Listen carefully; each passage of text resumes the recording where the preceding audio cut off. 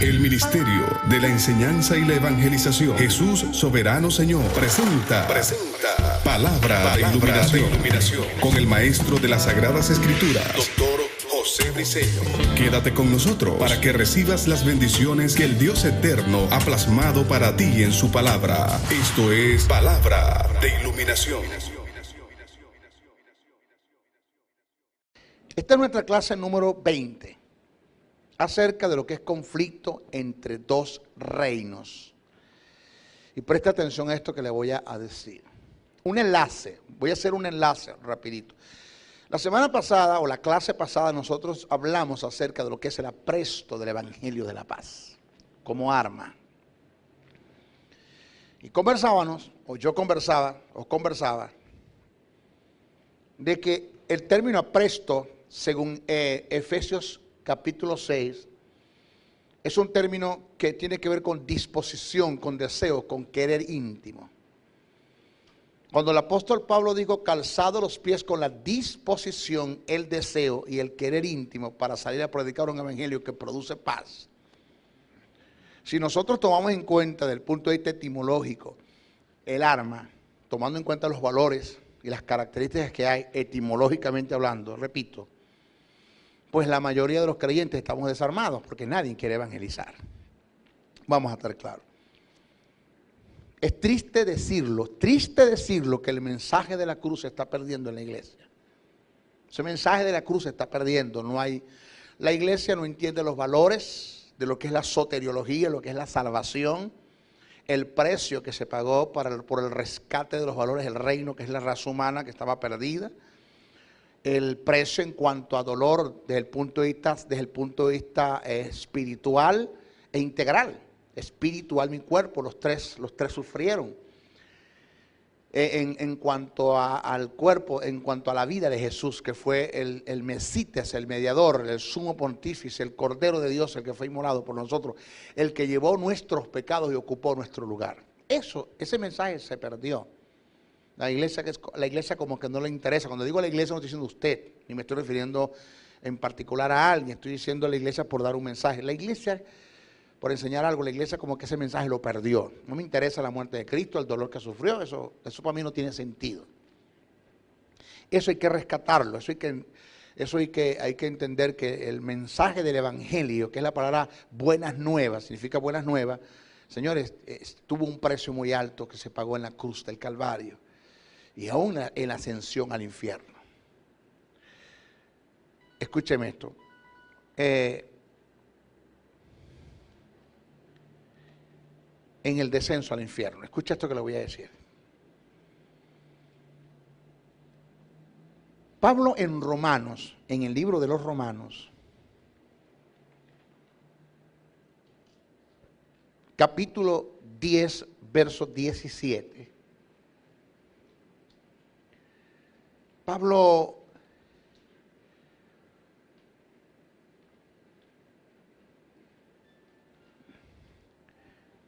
da un mensaje muy relacionado a lo que Pablo presenta en Efesios 6, acerca de la disposición y el deseo que debe tener un creyente para salir a predicar el evangelio que produce paz.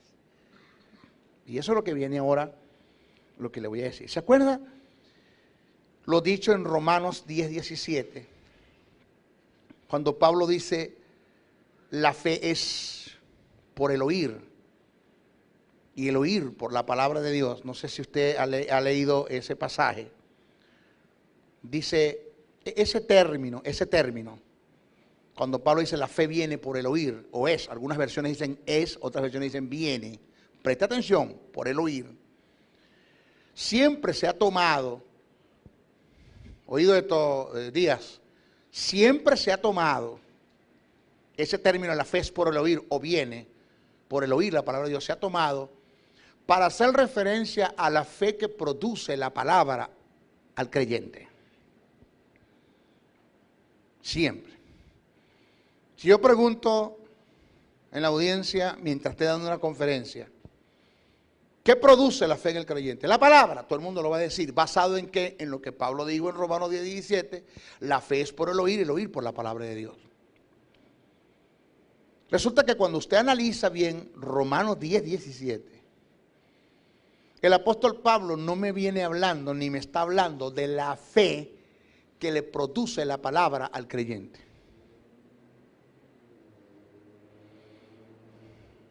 Cuando nosotros analizamos la fe en sus tres estados, porque alguien dijo en el púlpito, hermano, yo quiero hablar de las tres feces. No hay tres feces. La fe es una, en naturalezas y en sustancias una, pero es diferente en operaciones. Una cosa es ver la fe como fruto, que aparece revelado en Gálatas 5, 16 en adelante. Digo pues, anda en el espíritu y no satisfagáis los deseos de la carne, porque el deseo de la carne es contra el espíritu es contra la carne, y estos se ponen entre sí para que no hagáis lo que quisiere. Mas si soy guiado por el espíritu, dice que el fruto, el fruto del espíritu es amor, gozo, paz, paciencia, benignidad, bondad, fe, mansedumbre, templanza. Entonces tenemos la fe como fruto, tenemos la fe como don espiritual, que viene siendo como, funciona como un auxiliar, cuando Dios sabe que la fe que en ti hay como fruto, producto de nuevo nacimiento, no se ha desarrollado, porque no tienes conocimiento de la palabra, porque no tienes donde depositar la fe, porque no conoces la palabra. Entonces Dios imparte fe por el Espíritu a tu espíritu, como auxiliándote la fe que en ti hay, que es débil porque no conoces la palabra. Y Dios hace el milagro, produce el milagro, porque es una fe que viene como auxiliar la fe que en ti está, la fe como fruto, ¿ya? Y tienes la fe que produce la palabra para salvación, la fe que produce la palabra para salvación. De esa fe es la que está hablando Pablo en Romanos 10, 17. En otras palabras, lo que produce la fe en el creyente no es la palabra. Lo que produce la fe en el creyente es el nuevo nacimiento. Una vez que usted nace de nuevo, en usted es impartida la naturaleza del Espíritu, en usted es impartida la justicia de Dios, es impartida la vida de Dios y es impartido el carácter del Espíritu, que entre el carácter del Espíritu está la fe. Indica que si la fe no la produce la palabra en el creyente o al creyente, entonces ¿qué papel juega la palabra en cuanto al creyente? Que mientras más conozca la palabra, esto es mi herencia, mi legado, mi bendición. Mientras más conozca la palabra, mientras más identidad tenga yo de lo que soy, de lo que tengo y de lo que puedo en Cristo Jesús, más terreno tengo donde pisar en la fe. Porque puedo tener toda la fe del mundo, y es que está en mí, toda la fe del mundo está en mí. Usted no le puede decir a Dios, Señor, auméntame la fe. Cuando los discípulos le dieron a Jesús, aumentaron la fe, Cristo no había muerto en la cruz del Calvario. Estaba una dispensación caída. Eso no se aplica a usted ni se aplica a mí. Usted no le puede decir a Dios, Señor, dame más vida eterna. No tengo más vida eterna para darte, toda te la di. Igual usted no le puede decir a Dios que le dé más fe, toda la fe de Dios está en usted. La Biblia dice que a nosotros se nos dio una medida de fe. La palabra medida de fe es la palabra metrospisteos.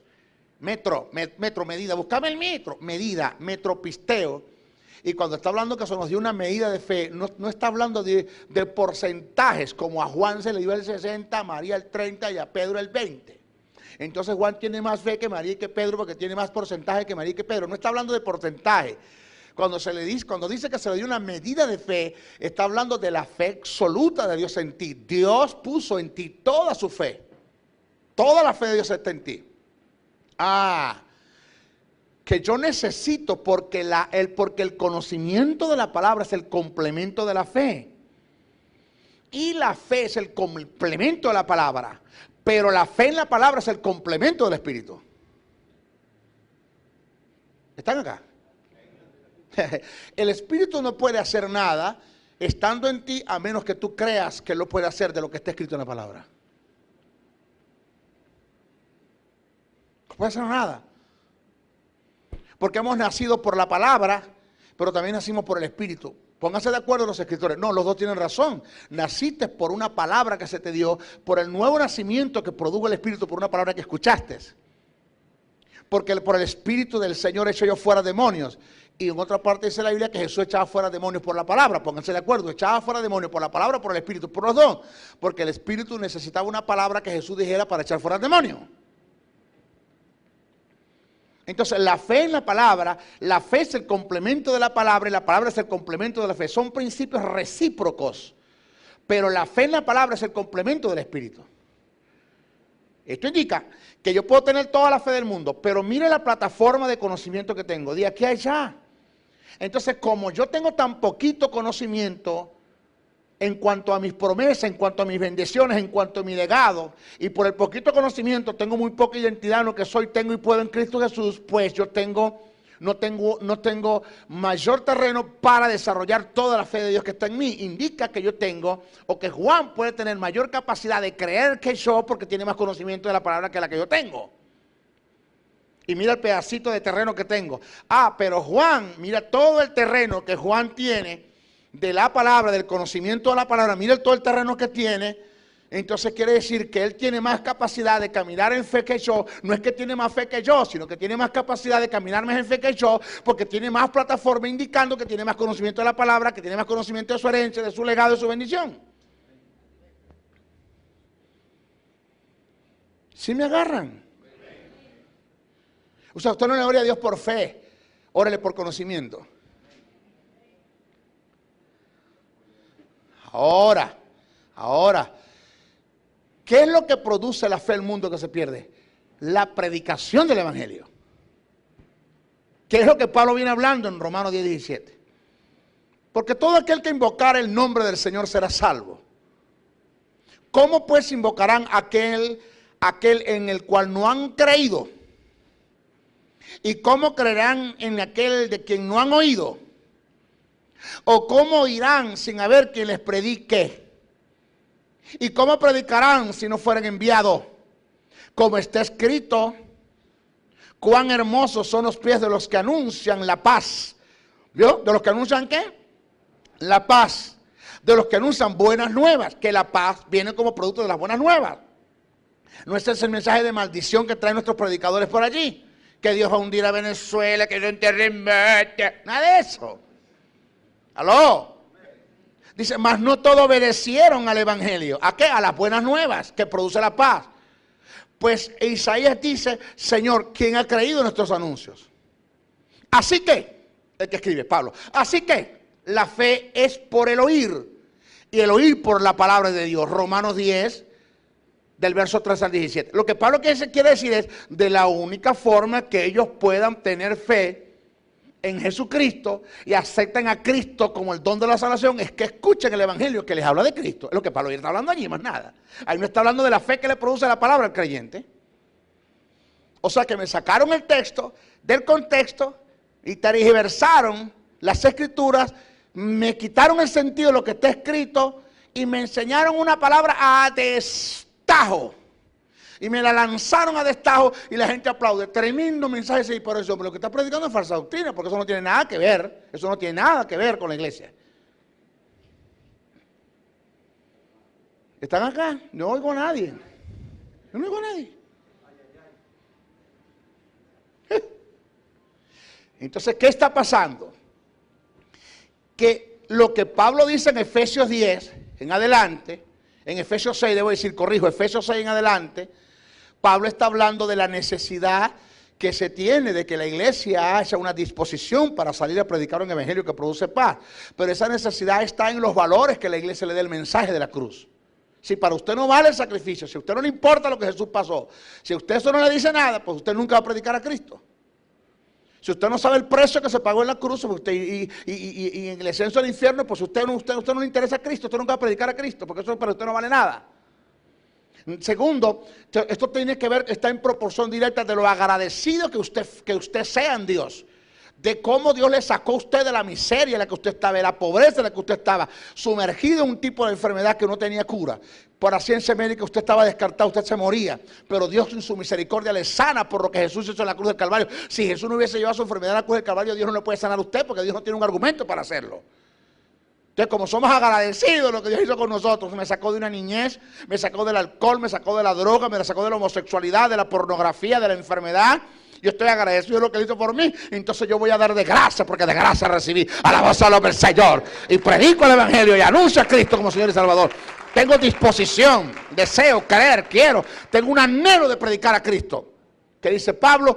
Pablo dice, yo quisiera irme para estar con Cristo, pero también quiero quedarme para predicar el Evangelio. Si me ponen a escoger entre las dos cosas, no hay que hacer, porque de las dos estoy en estrecho. Porque si me voy con Cristo es bueno, pero si me quedo es mejor para predicar el Evangelio.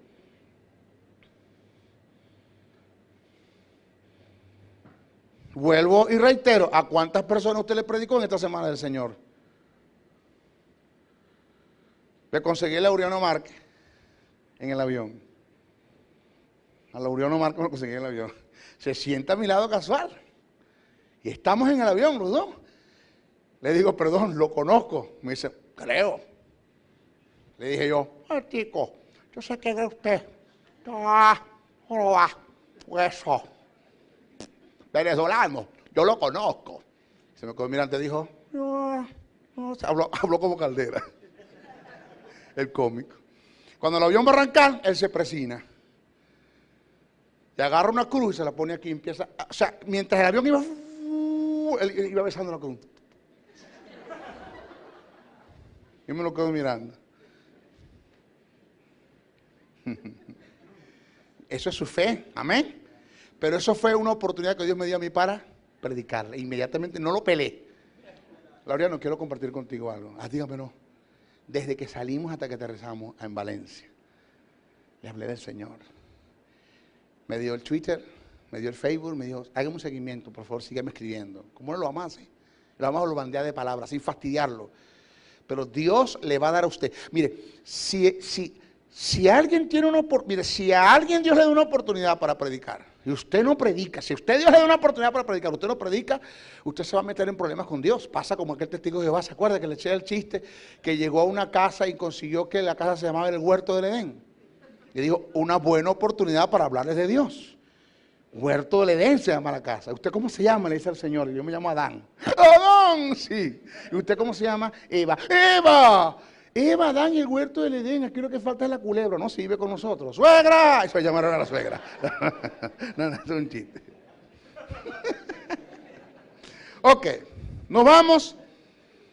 Ya eso lo entendimos. Nos vamos ahora con el arma, la fe, como escudo.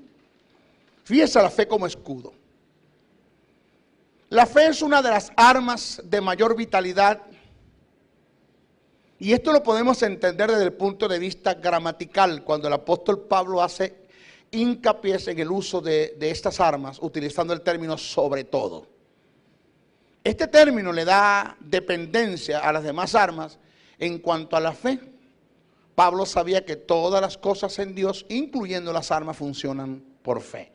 Observe que dice, sobre todo tomar el escudo de la fe, porque para justicia se necesita fe, para salvación se necesita fe, para todo, para la predicación, para el avance del apresto del Evangelio de la paz, para no tanto la disposición está allí, pero una vez que nos dispongamos tenemos que caminar en fe, porque no vamos a conseguir en el camino gente endemoniada, gente enferma. Jesús envió y comisionó y dio autoridad sobre los demonios, pero para eso se necesita fe.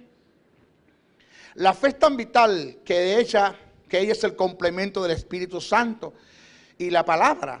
Podemos tener el Espíritu Santo y una palabra de Dios, pero si no hay fe, el Espíritu nunca podrá ejecutar la palabra. De esta misma forma pasa con el resto de las armas, todas funcionan es por fe. Ahora, escuche esto. De allí la importancia de tener todo un conocimiento de lo que es el sistema de la fe. No podemos entrar porque esto es un tema que tenemos, esta escuela tiene un seminario de la fe completa. Yo necesito como por lo menos 17 horas para hablar de la fe. No pretendo en un momentico hablar de la fe, porque eso lo dimos en un seminario. Esta escuela tiene un seminario, una materia que habla de la fe. Eso lo damos cuando nos toque el caso. Pero entienda que si no hay fe, de nada le sirven las demás armas, con todo que usted las conozca, no van a funcionar ninguna de ellas. Salvación como yelmo, según Efesios 6, 17, el término que se utilizó en este pasaje para salvación es soterion, que es el neutro del adjetivo soterios. Este término es utilizado más que todo para hacer referencia a la toma o posesión de los beneficios que se dan por causa de la salvación como soteria. Es decir, el yelmo de la salvación no es lo que decía una hermana, que póngase el casco, hermano, el yelmo es el casco, que usted se lo tiene que poner para cuando los pensamientos del diablo vengan, patinen y den en el casco, ¡pim!, se vayan. Eso no tiene que ver con eso. Eso no tiene nada que ver con eso, por favor. Eso es una enseñanza muy vaga, muy superflua, eso no tiene sentido, eso no tiene profundidad, no tiene nada. El término salvación del griego, soteria, abarca justificación, santificación, preservación, vida, salud y prosperidad. Tomar el yelmo de la salvación indica gozar en toda su plenitud de estos beneficios. Descuidar uno de ellos es estar totalmente desarmado en cuanto a la salvación. Pablo en Filipenses 2:12 dice que nos ocupemos de nuestra salvación. Esto indica que no descuidemos ninguno de los beneficios que abarca la salvación. Nosotros como creyentes fuimos llamados a llevar una vida totalmente en victoria, en salud, prosperado. Dígame a todo eso. Sin condenación, caminar 24 horas al día, seguros, sabiendo que estamos en el cuidado de Dios. Tener el yelmo de la salvación es tomar en plenitud nuestra posición, que se da por nuestra posición. Tomar completamente nuestra posesión, que se da en nuestra posición. Tener el yelmo de la salvación es tener una identidad y vivir en ellas. Que somos real sacerdocio, nación santa, pueblo escogido de Dios, templo y morada del Espíritu Santo. Somos cabeza, no somos cola. Estamos bendecidos nuestro entrar y nuestro salir. Estamos tan bendecidos que estamos sentados a la diestra del Padre juntamente con Cristo Jesús. Tenemos poder, dominio, autoridad, fuerza y señorío sobre el diablo, el mundo, la miseria, la enfermedad, la derrota, el pecado, el infierno. Aún las puertas del Hades no prevalecerán contra la iglesia del Señor. Vendrán por un camino contra mí, por 7 caminos tendrán que huir de mí. Ninguna arma forjada contra mí prosperará. Condenaré toda lengua que se levante en contra de mí. En Jehová hollaré serpientes y escorpiones, por lo cual estoy seguro de que ni la vida, ni la muerte, ni ángeles, ni principado, ni potestad, ni lo presente, ni lo porvenir, ni lo alto, ni lo profundo, ni ninguna otra cosa creada me podrá separar de su amor. Porque todo lo puedo en Cristo que me fortalece. Alabado al Señor. Caminar en eso, caminar en esas propiedades, vivirlas, caminarlas, accionarlas, comérselas, digerirlas, enseñárselas a otros, es vivir el gozo, es estar con el yelmo de la salvación, no perder nada de esto. Fíjese, el Señor me decía esta palabra en cuanto a prosperidad se refiere, porque Dios quiere que nosotros tengamos lo mejor. Amén. Alguien que diga amén a eso. Gracias, hermano, gracias.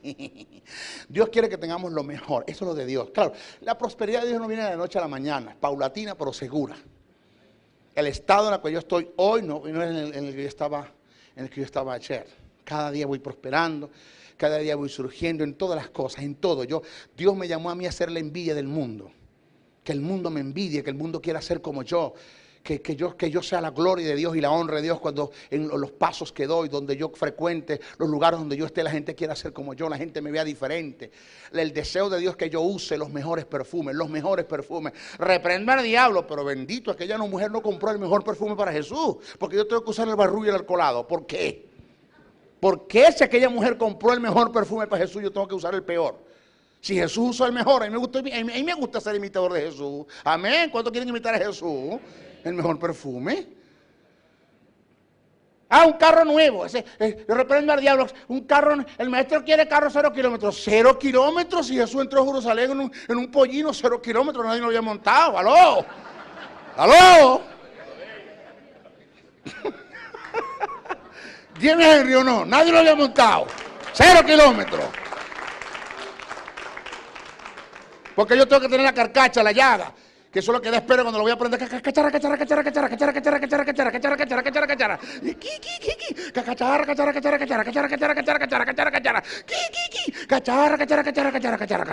Listo, se llevó la batería. A empujar a la mujer y los muchachos a empujar ese carro para que prenda. No. ¿Cuántos saben que fuimos llamados a tener lo mejor?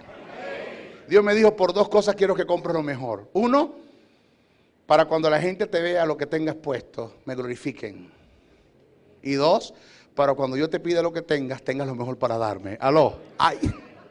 Por 2 cosas. Y no sé, aceptar humillación y no salir del cerro y no salir del barrio. Y no salir. Estamos como Malú, la gente que nacieron en el cerro, se crearon en el cerro, se casaron en el cerro y se murieron en el cerro, nunca cambiaron. No, fuimos llamados a crecer, eso es mi soteria, a vivir en salud, a cuidar mi salud. Óigame, vivir en soteria no solamente es vivir en salud, es cuidar mi salud. ¿Qué como? A la hora que como, ¿qué consumo? La glotonería es condenada por el Señor, condenada por la Biblia. Gentes que murieron infartadas antes de tiempo, ¿por qué? Porque no era el proceso de Dios, no era el plan de Dios. ¿Sabe qué dijo el diablo? A Briseño le metes, a Briseño le ofreces dinero, el hombre maduró en esa área. Este tipo se desubicó, pero se maduró. No crees tú que yo vengo de cunita santico. No, yo me desubiqué y lo mío era plata. Hasta que yo me ubícate, me ubiqué. El tipo le ofrezco fama y no quiere, porque el tipo viene de allí, de toda la fama del mundo. El tipo le ofrezco fornicación y pornografía, el tipo no quiere porque él viene de allí, yo salí de allí, Dios me saca de ese estado. Estoy en esta área sano, en cuanto a ahora y me mantengo. No es que estoy sano ya, que estoy inmune, que a mí no me va a tocar, no me mantengo. ¿Ya? Entonces dice el diablo, ni las mujeres, ni la fama, porque cómo me han metido mujeres por los ojos por ahí. Pero desastre, eso han dicho desastre. Yo no tengo problema con eso. Mi abuela decía, agua caliente no quema casa. Ahora nada, que tiren todo lo que tiren. La defensa y la autoridad no son compatibles. El día que usted se defienda, usted está mal. Yo no tengo que defenderme ni estoy llamando a nadie para aclarar el asunto a la gente de nada. Han dicho que no han dicho de mí. De todo. Le tiramos, el diablo dice, ne les metemos por cualquier parte, el tipo tiene las puertas cerradas. Los deseos de los ojos los tiene cerrados. Los deseos de la carne los tiene cerrados. Los negocios de Dios los tiene cerrados. El tipo está cerrado. ¿Qué dice el diablo? Denle de comer. ¡Aló! Denle de comer que en 2 años se muere. Si es verdad. Ya empezamos a comer, a comer. Y ¡pau! El infarto. Yo voy a señora, aquí estoy yo. No, yo no te mandé a buscar. ¿Tú me mandaste a buscar? No. ¿Y por qué me morí? ¿Quién te mandó a estar tragando tanto?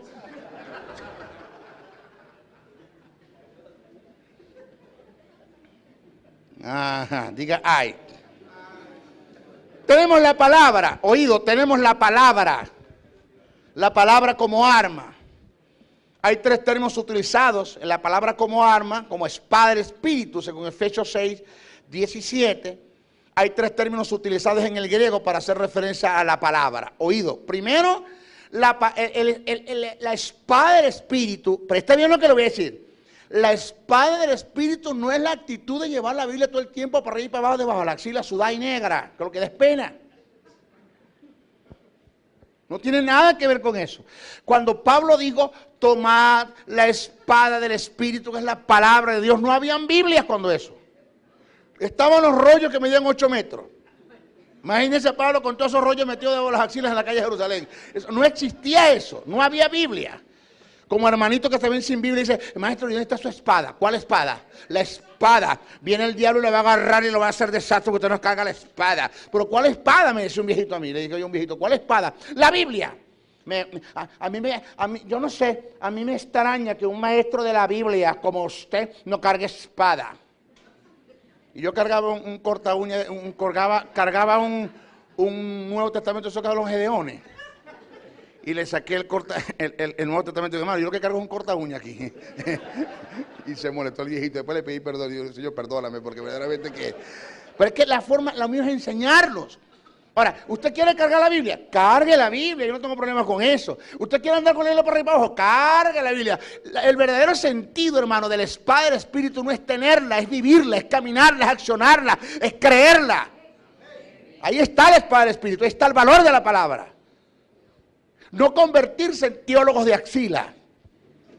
Que andamos con la Biblia por arriba y para abajo debajo de las axilas, tú sabes, negra y de dónde. Eso no es lo que enseña la Biblia. ¿Aló? Ahora, ¿usted quiere cargar la Biblia? Cárguela. Cárguela. Un viejito le llegó al pastor, y un borrachito que siempre se sienta en la puerta de mi casa, y se sienta en la puerta de mi casa, y yo no hallo qué hacerlo. Dice el pastor, dele con la palabra. Dele con la Biblia, dele con la Biblia. Y bueno, me cargaba una Biblia esa católica grandísima, esa empatada, y la agarró y le dio un bibliazo a la cabeza que casi mata al pobre borrachito. No. Lo que quiso decir es predíquele. Le metió un bibliazo que casi desnuca al viejo. Bueno. Hay tres términos utilizados en el griego para hacer referencia a la palabra. Uno, logos, que tiene que ver con la palabra escrita. Esa palabra escrita de Dios, con los registros del pensamiento de Dios. Esa Biblia que usted carga en la mano, eso se llama logos. El segundo término es logión. Tiene que ver con el oráculo o la voz audible de Dios. Es el mandamiento expresado. O sea, cuando Dios le dijo a Moisés, escribe, y Dios empezó a decirle a Moisés los 10 mandamientos, eso que sale de la boca de Dios a Moisés es la logión. Pero una vez que quedó escrito en tablas es el logos. Ahí están las dos cosas. Quedó escrito en tablas, en la tabla es logos. Y Dios hablando con Moisés es la logión. Pero tienes el rema, que es una palabra que viene de Dios, sea por el logos o la logión, y que dicha palabra es específica y determinante y es revelada a mi espíritu, iluminada a mi alma. En un momento de conflictos y prueba la confieso en fe. Es decir, el rema es la palabra creída y confesada que el Espíritu Santo toma y ejecuta trayendo resultados. Miren lo que le voy a decir ahora. Señores, ¿qué es lo que produce el milagro en la gente cuando vienen nuestras campañas, nuestras actividades? Lo que produce el milagro es la persona del Espíritu por una palabra que usted creyó y que usted dijo. No es necesario que usted vaya a mi casa, diga la palabra y será hecho. ¿Qué le quiso ese centurión? Suelta el rema. Suelta el rema. Entonces el rema es una palabra específica y determinante, que en un momento de conflicto usted la toma en fe, de acuerdo al conflicto, de acuerdo a la necesidad que haya. Usted la agarra, usted cree lo que dice la palabra y usted lanza la palabra en fe, no en temores, no en dudas, no en ansiedades, no en incertidumbre, no llorando, no quejándose. ¡Ay, no! En fe. Por eso es cuando usted le dice a Dios, Señor, tu palabra dice, no hay cosa, hermano, que Dios atienda más que un hombre o una mujer en fe. Cuando usted dice tu palabra, dice, hermano, perdóneme usted lo que le voy a decir. Esto lo dijo Héctor Aníbal Jiménez un día que nadie le entendió. Saludo, Héctor, si me estás viendo. Un hombre que tiene una iglesia de 150,000 miembros en Argentina. Te saludo, Héctor, si me estás viendo. Nadie lo entendió cuando Héctor Aníbal Jiménez dijo, cuando tú le citas a Dios su palabra en fe, te lo metes en el bolsillo. ¿Aló? ¿Por qué? Porque Dios no tiene otra cosa que hacer sino apresurar su palabra para ponerla por obra. ¿Qué te sostuvo a ti, Carmelo? ¿Qué te sostuvo a ti en el conflicto que tuviste en la palabra? ¿Qué te sostuvo a ti en el área de la enfermedad, la palabra? A ti te dejaron solo, te dejaron tirado en una cama, a ti no se acordó nadie de ti. Fueron muy pocos los hermanos que te visitaron, fueron muy pocos la gente que te puso dinero en las manos, y mamá está claro en eso.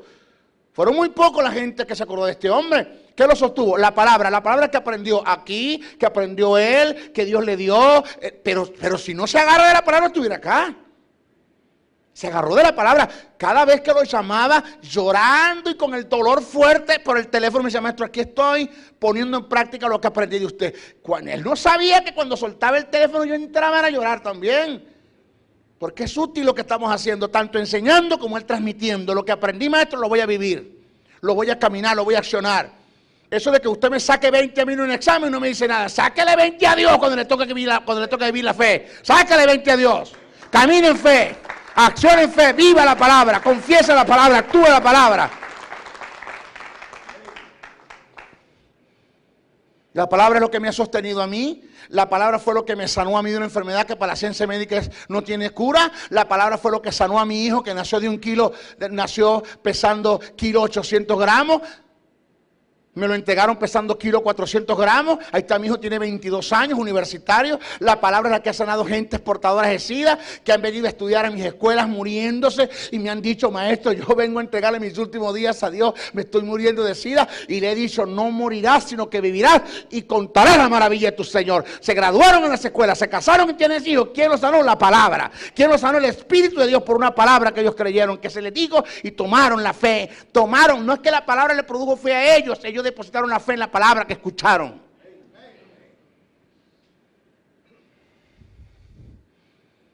Este fue el término, cual rema, que Pablo utilizó para referirse a la espada del Espíritu.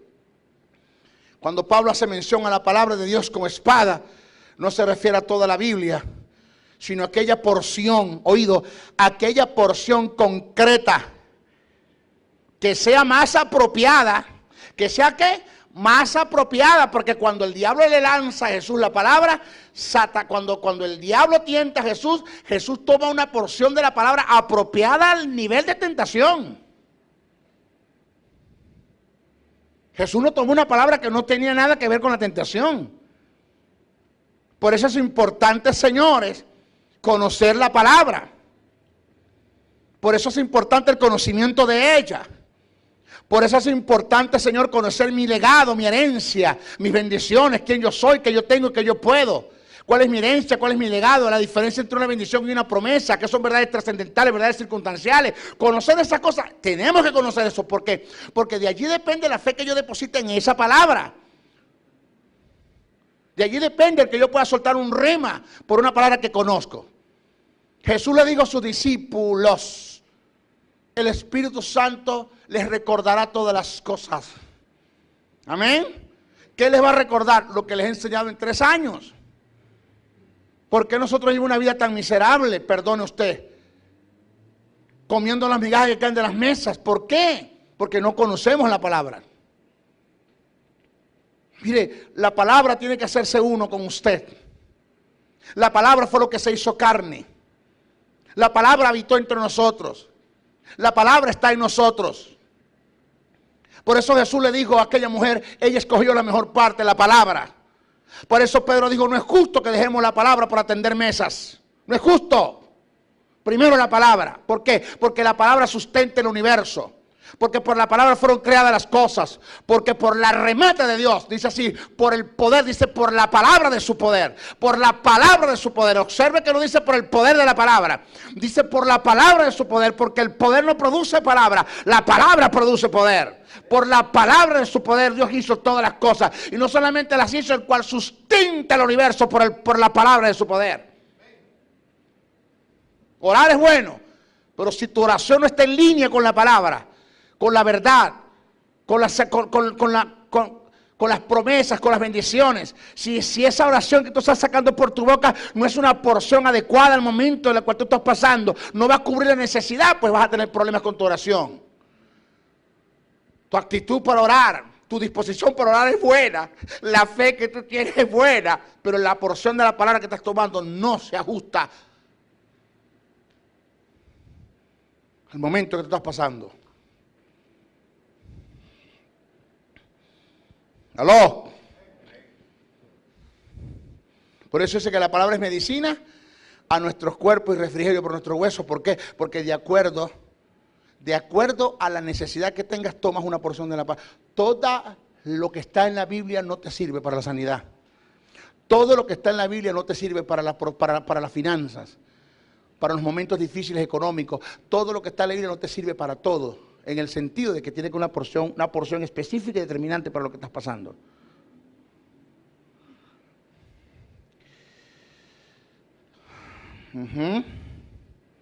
Mire, este fue el término, repito, que Pablo utilizó para referirse a la espada del Espíritu. Cuando Pablo hace mención de la palabra de Dios como espada, no se refiere a toda la Biblia, sino a aquella porción concreta que es más apropiada para la ocasión. Como en el caso de Jesús, en la tentación Jesús no utilizó versículos al azar, sino que fue específico y determinante con una palabra que le dio el diablo, con una palabra que le lanzó. Y por una palabra fue libre. Pero debemos estar claros que para que la palabra sea un rema y funcione como espada, debemos tomar en cuenta los siguientes factores. Uno, en primer lugar, la palabra la debes confesar en fe, con toda la seguridad y la confianza en Dios. Ni en temores, ni en dudas, ni en incertidumbre. Oído lo que le voy a decir, Señor, esto es serio lo que me están viendo a través del video, lo que me están captando a través de YouTube. Son cosas que no se dicen en las congregaciones. Muy poco lo dicen. Señores, que no sean los temores lo que te lleve a ti a orar. Si son los temores que te llevan a ti a tomar unas palabras, ya no hay fe. Ya no hay fe.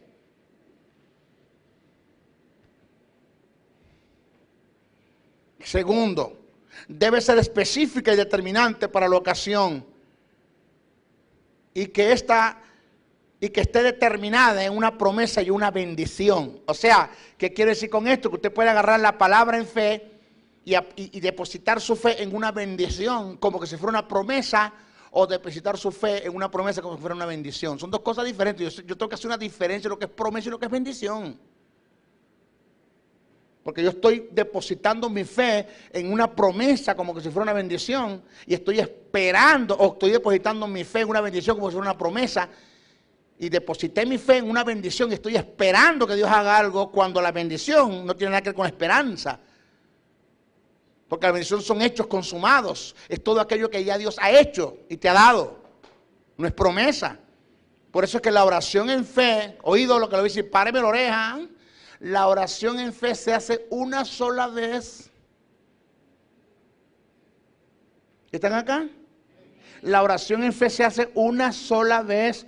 Eso determina el nivel de fe que tú tienes, hasta dónde tú has creído lo que dijiste. Tú no tienes que estarle repitiendo a Dios todas las cosas.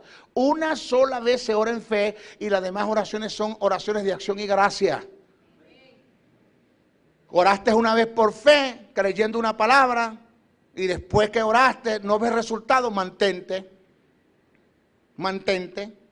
Señor, yo te doy gracias porque sé que tu palabra es un hecho. Ahora, nunca me confunda, preste atención a esto, por eso es que esto tiene unos eslabones, hermano, la teología es tan bella, rica, que te lleva una cosa a la otra. Nunca usted me confunda la fe con la esperanza. Jamás. Cuando él dice la fe es la certeza de lo que se espera, no dice el texto así, el texto dice la fe es la certeza de lo que veníamos esperando. Porque la esperanza tiene que ver con el futuro, la fe tiene que ver en el momento que tú crees. La fe es un título de tu propiedad que te dice que las cosas son tuyas en el momento que las crees. Y si las cosas son tuyas en el momento que las crees, tú no tienes que esperar. Pablo dice, si lo que tenemos, si lo que esperamos ya lo tenemos, deja de ser esperanza. Pero si lo que esperamos no lo tenemos, sigue siendo esperanza, y con paciencia lo guardamos. Indica entonces que si la fe es un título de propiedad que me dice que las cosas son mías en el momento que yo las creo, entonces yo no tengo que estar esperando lo que ya es mío. Ahora, una cosa es que yo esté esperando que la sanidad se dé en mí por la fe que deposité en una palabra que Dios me dio. Y otra cosa es que yo me mantenga en fe por la upumones. ¿Qué es la upumones? Upumones es un tipo de paciencia. Porque la prueba de vuestra fe produce paciencia. La palabra paciencia es la palabra upumones, una de los tipos de paciencia. El otro es macrotomía, macrograndetomía, temperamento. La upumones es la mano derecha de la fe. Es lo que te agarra de la mano derecha de la fe y no te hace claudicar en lo que has creído. Para mantenerte en la upumones, por la upumones mantenerte en fe, reciba lo prometido. Porque muchos en el desierto, dice el que escribe los Hebreos, no recibieron sus promesas porque no añadieron a la fe paciencia. Claudicaron, se fueron a tierra, les faltaba un paso para Dios hacer el milagro y claudicaron porque no colocaron paciencia, se desesperaron. Entonces una persona que ore en fe, la oración es una sola. Que tiende a desmayar, Señor, me mantengo. Una cosa es que usted se mantenga esperando que Dios haga el milagro, y otra cosa es que usted se mantenga creyendo que el milagro es un hecho por los pulmones. Yo te doy gracias, Señor, porque aun cuando yo no lo haya visto, es un hecho. Gracias, Señor, porque en el mundo espiritual ya fue hecho. Cristo no me va a sanar, ya me sanó hace 2000 años en la cruz del Calvario. Alabado sea tu nombre, Señor. Yo te doy gracias. 25 años se mantuvo Abraham. Dice que creyó en esperanza contra esperanza. Maestro Briceño, si la esperanza no tiene nada que ver con la fe, porque dice que añadió esperanza contra esperanza a la fe, porque eso está mal escrito. Lo que quiere decir el texto es, Abraham le añadió a la fe, a la esperanza fe, donde normalmente por las circunstancias no se esperaba nada. Porque no está mal que usted le añada a la esperanza fe. Cuando usted le añade a la esperanza fe, deja de ser esperanza. Pero no le añade a la fe esperanza, jamás, porque usted bloquea la fe. Entonces, cuando la Biblia dice que Abraham creyó en esperanza contra esperanza, lo que quiere decir es que Abraham le añadió fe a la esperanza, donde normalmente por las circunstancias que se daban no se esperaba nada. Y obtuvo lo prometido. ¿Cuándo? 25 años después. 25 años creyendo, manteniéndose, no vaciló en dos pensamientos, ¿será o no será? Y si no viene el muchacho, y si no empeño a la mujer. No, él se mantuvo. Dice que el que cavila en dos pensamientos no piensa que recibirá cosa alguna de Dios. Cavilar en dos pensamientos, manténgase en lo que ha creído.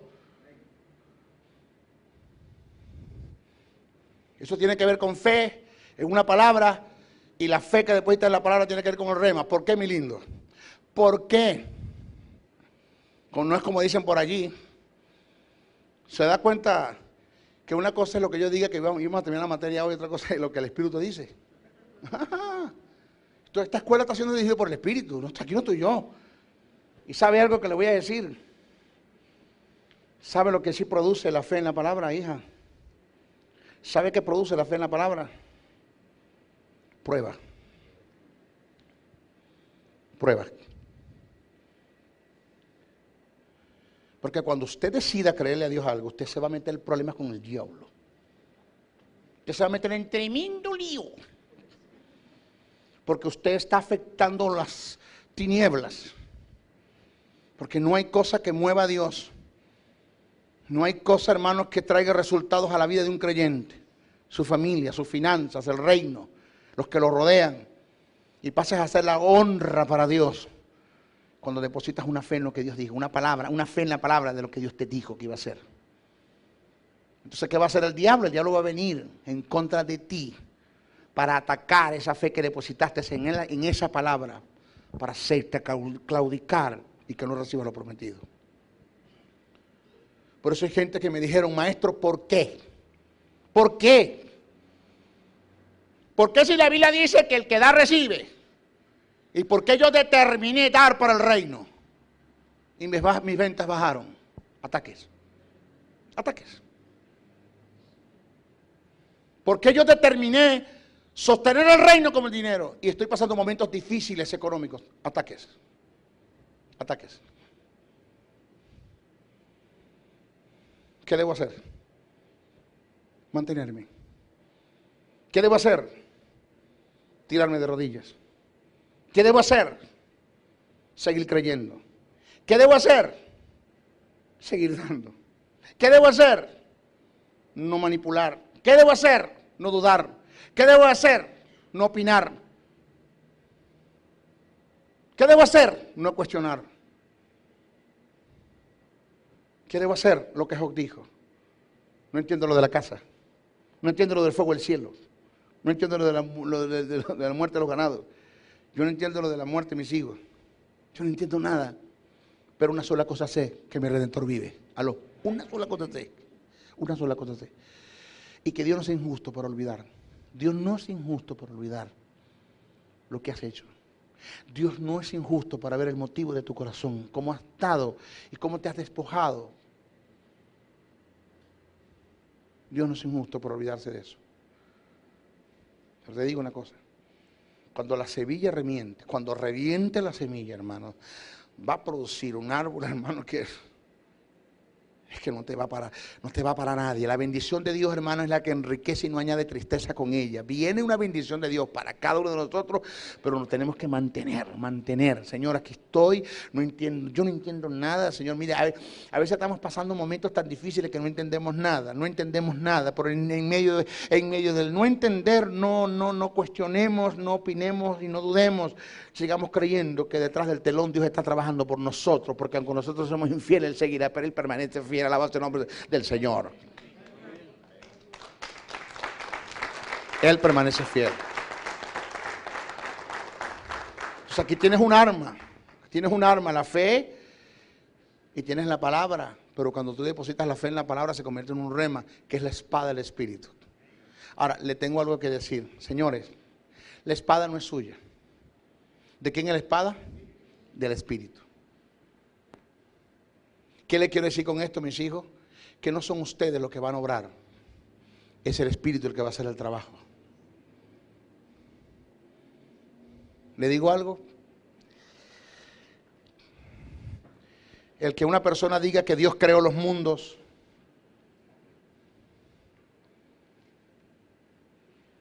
eso es verdad. Amén. Pero en un punto. En un punto. Desde el punto de vista creativo, formativo. Desde el punto de vista formativo en cuanto a creación. Como el que tú agarres la masa y produzcas la arepa. Como que tú agarres el barro y produzcas el arte como alfarero y hagas el arte y hagas la pieza, la creación no se le atribuye a Dios. Dios no hizo el mundo en cuanto a formarlos. Quien hizo el mundo fue el Espíritu Santo en cuanto a formación. La Biblia dice que el Espíritu Santo se movía. Y la palabra moverse del griego, del hebreo, significa incubaba. Es el acto de cuando la gallina se asienta sobre sus posturas, sobre la yema, y le da calor para crear el polluelo. Pero el término moverse allí no lo da en el sentido estacionario, como decirte se quedó y no se movió. No, moverse significa de darle calor. De darle calor a las cosas para que se fueran creando y formando. Oído, de acuerdo a una palabra que Dios iba soltando por su boca. Por eso es que usted va a conseguir siempre los imperativos en la Biblia. Sea, háganse, produzcan. Pero le tengo algo que decir. Bueno, bello, hermoso. Todas las cosas las hizo fue el Espíritu de Dios. Por una palabra que Dios dijo. El dictamen le es atribuido ¿a quién? A Dios. La formación de las cosas le es atribuida ¿a quién? A la palabra. Por el verbo que Dios sacó por su boca, que se convirtió en un rema.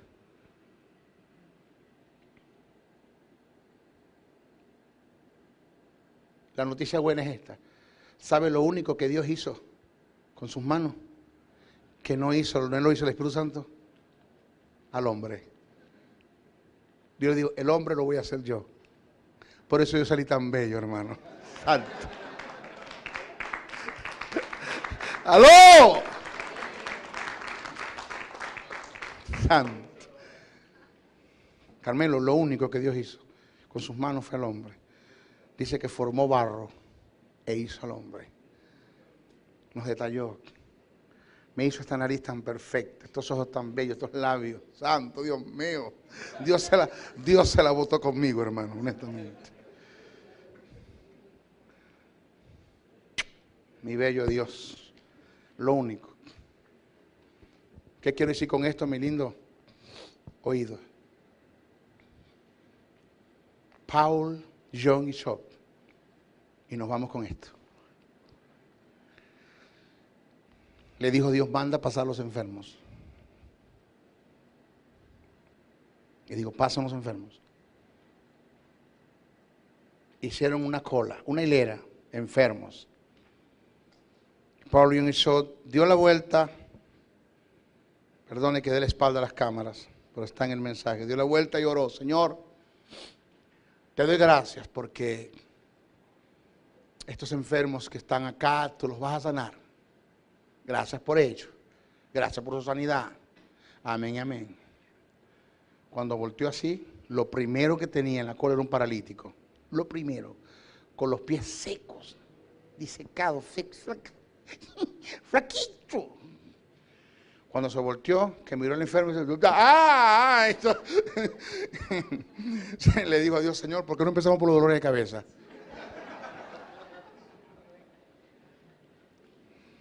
¿Aló? Le dijo Dios, ¿cuál es el problema? Para mí sanar un dolor de cabeza y un paralítico es igual.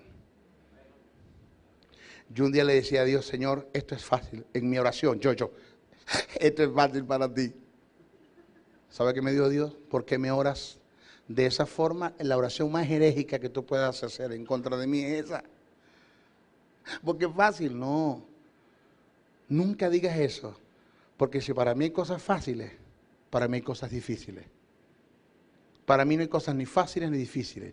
Yo todo lo puedo. ¿Aló? ¿Sabe cuál es el problema? El problema lo tienes tú en la mente. Y ¿sabe qué me dijo Dios un día? Cuando lo normal mío deje de ser sobrenatural para ti, entonces tú estás preparado para yo hacer en ti las grandes cosas que yo quiero hacer. Porque para ti tiene que ser normal lo que yo haga. Para un mundo que no crees tiene que ser sobrenatural. Tú tienes que creer que yo lo puedo hacer. Aló. Más nada. Te lo digo de otra forma. Cuando a ti te asombre lo que yo haga con otros, lejos está de que lo pueda hacer contigo. A ti no te tiene que asombrar lo que yo haga con otros, porque yo lo puedo hacer. Amén. Voltea y pon la mano. Solo mi espíritu está esperando que tú sueltes una palabra para Él hacer el milagro. Los demonios los echa fuera Él, no tú. Los enfermos los sana es Él, no tú. Los muertos los resucita es Él, no tú. Por eso nadie va a recibir galardones por obra, sino por el carácter de la obra, porque tú no vas a hacer nada. Todo lo que va a hacer, lo va a hacer es el Espíritu Santo. Tú lo que tienes que hacer es creer una palabra que yo te dé, más nada. Se volteó y le dijo, por lo que Jesús hizo en la cruz del Calvario, por la sanidad que se ganó ahora mismo, yo te ordeno que te levantes de esa silla. En su presencia los pies fueron creciendo, los músculos fueron expandiéndose en su presencia y se levantó. Allí. T.L. Oswald le trajeron un mocho de un pie. Hermano, mocho, la tuquita le decía así, mocho, no tenía nada. Y T.L. Oswald se lo quedó mirando y le digo, yo ordeno ese pie que crezca ahora. Crece ahora en el nombre de Jesús. No creció. ¿Sabe cuánto tiempo tuvo el pie creciendo? Meses. Se llevó meses para crecer. Cada día al hombre le parecían 2 centímetros de pie. Todos los días. 2 centímetros de pies. Todos los días. La ciencia médica se movió. Sacaron fotos. Y le llegó hasta el tobillo, talón, patata y se crió todo. El pie completo. Y T.L. Oswald le dijo, Señor, ¿por qué en el momento que le dije que el pie creciera no creció de una vez? ¡Crece! De una vez, que salga el pie de una vez. Le dijo Dios, porque si yo hago que el pie crezca delante de ti, te mueres. ¿Tú te imaginas ver el pie salir? Te mueres. Te mueres. Shamba, óigame, Shamba le puso el ojo. Daisy Oswald, en una de sus campañas, le dijo a un niño de 6 añitos, ¿tú crees que Dios te puede sanar ese ojito? Y el niño en su inocencia dijo sí. Y le puso la manita en el ojo. Padre, yo declaro sanidad sobre el niño, en el nombre de Jesús, amén. El niño vio. Amén. Vio el niño. Sí vio. Y se formó una algarabía. Lloraban, gritaban. Se convulsionó el local. Aquello se vino abajo.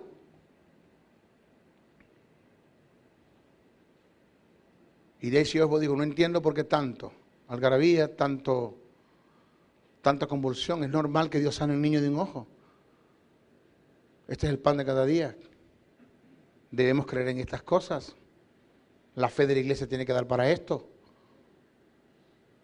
Y se acercó uno de los pastores que estaba a su lado y dijo, es que usted no entiende lo que pasó. Dice ella, ¿qué pasó? El ojo por el cual usted oró del niño es de vidrio. ¿Aló? ¿Sabe cómo se llama ese hombre? Chamba. Todavía está vivo ese hombre. Ray Connor. Se llama Ray Connor y anda con Chamba, con el evangelista. Todavía. Señores, le sacan el ojo de vidrio. Y ve por la cuenca, sin el ojo. Lo llevaron a los mejores optometristas y oculistas y le midieron la visión y ¿sabe cuánto mide? ¿Sabe cuánto ve? 20/20. Sin el ojo.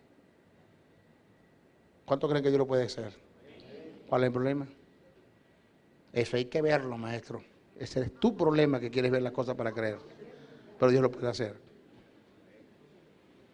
Un día le pregunté a Jesús esta palabra. Le dije a Jesús en mi oración: Señor, no entiendo por qué dejaste el mejor vino para de último. ¿Por qué no lo hiciste para primero? ¿Por qué hiciste el mejor vino para de último? El mejor y el bueno.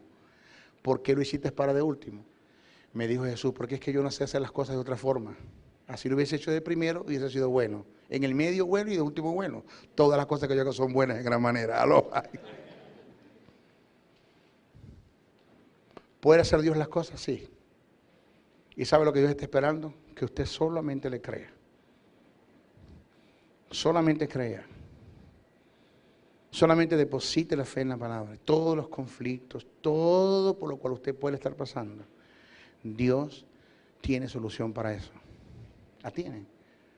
Sea cual sea el conflicto por el cual nosotros estemos pasando, Dios tiene. Un marido que no se ha convertido, Dios puede convencerlo de pecado. Un hijo en las drogas, Dios puede sacarlo de allí. Si Dios sacó a Jesús del infierno, búsquenme ustedes, ¿qué lugar no puede sacar a la gente? Violencia doméstica, Dios puede hacer obras, Dios puede. El problema es que usted se ha dejado arrastrar por un mundo que lo rodea y se ha dejado robar la fe. Y usted vive una vida de temores, de dudas, de ansiedades y incertidumbres. Y usted no le ha creído a Dios. Usted está esperando solo que usted cumpla con un elemento de cooperación para Dios empezar a hacer las grandes cosas en usted. Y el avivamiento, porque el avivamiento de la iglesia comienza personalmente en cada uno de nosotros. Entonces cuando nosotros veremos la gloria de Dios en nuestra vida. Amén. Bendiciones, bendiciones, bendiciones. El Ministerio de la Enseñanza y la Evangelización, Jesús Soberano Señor, presentó Palabra de Iluminación. Te invitamos a un nuevo espacio de corte similar por nuestros diferentes medios de comunicación. Contáctanos en los Estados Unidos al WhatsApp +1-786-604-3352 y a los correos josn77briceno.a77@gmail.com y a maestrojosebriceno.blogspot.com. Bendiciones.